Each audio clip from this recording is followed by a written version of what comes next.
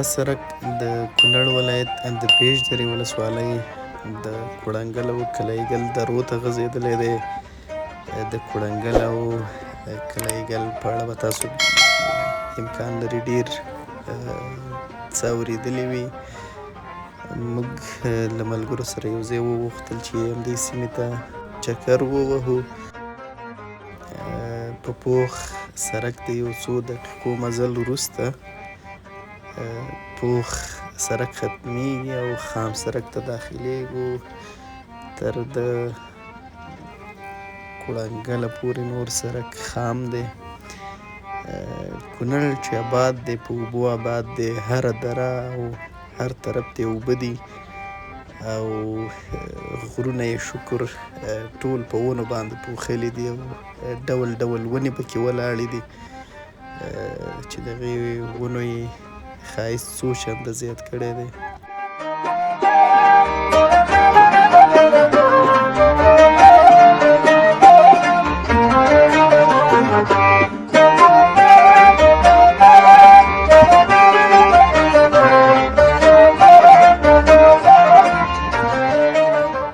په کونړ کې به د چارتراش یا د نښترو لرګي چې دي، دا د کوړنګل طرف چې دی د دې به ډېر مشهور لرګي دي او ډېر مشهور نښترې دي.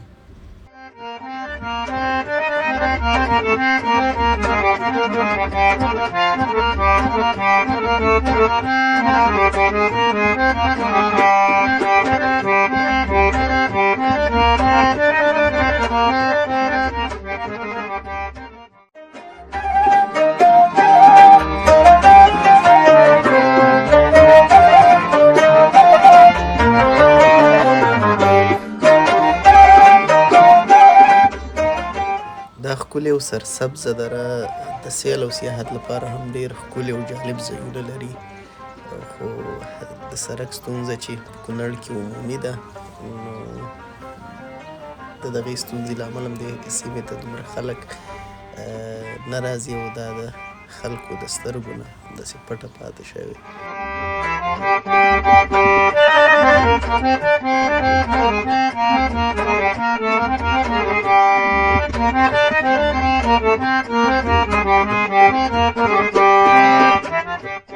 تاسو دا ګورئ چې هر طرف ته بوټي دي او د بوټو په منځ کې سړک تللی دی.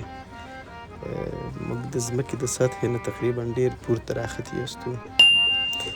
ترافیکي نښانونه نشته دی، خو په ګټه لیکل شوي دي چې تقریبا موږ د ځمکې د سطحې نه 5 کیلومتره پورته راختي یاستو. نور هم دا سړک براخیږي، ځمکه لاندې پاتې کیږي.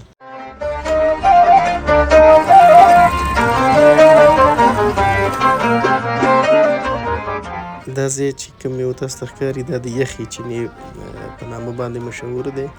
موټر په نیغه مزل وکړو او ګرم شو. منیر استاد چې د جاوید ملګری و، موږ سره کوړنګل ته راوختو.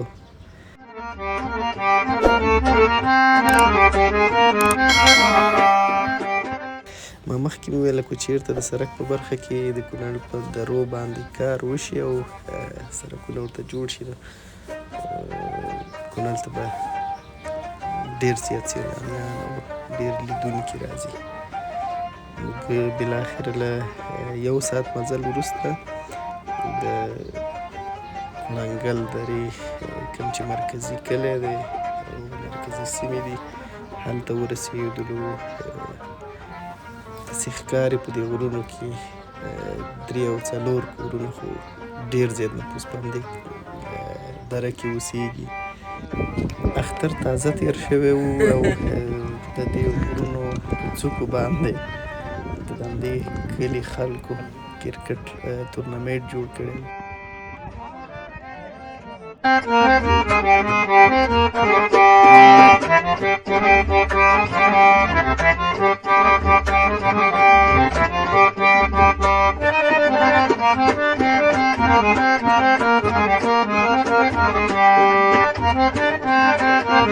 کوړنګل ته زه د 4 کال وروسته راغلم او د تیر په نسبت سږکال سړک ښه شوی، کار ورته شوی دی. زه مطمئن یم چې یو وخت به دا سړک پخیږي او قیر کیږي به له خیره سره.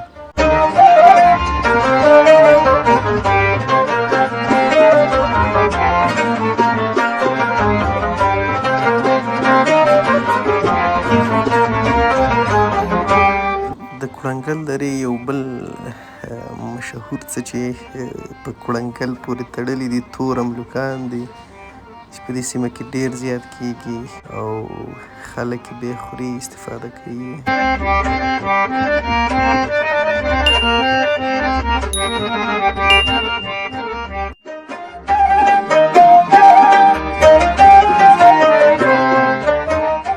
ماشومان ګورئ چې په لوبو بوخت دي او خپله ساعت تېری کوي، دوی له ژونده خوند اخلي او له مسؤلیتونو لرې بې فکره خپل ژوند کوي.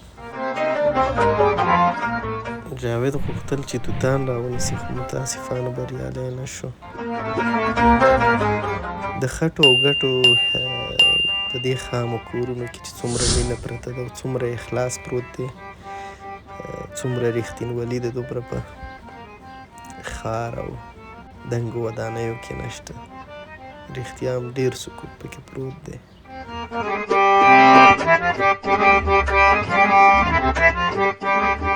کوړنګل خپله اوبه پراخه لري او ځمکه ډېره کمه ده چې د فصلونو لپاره استفاده وکړي.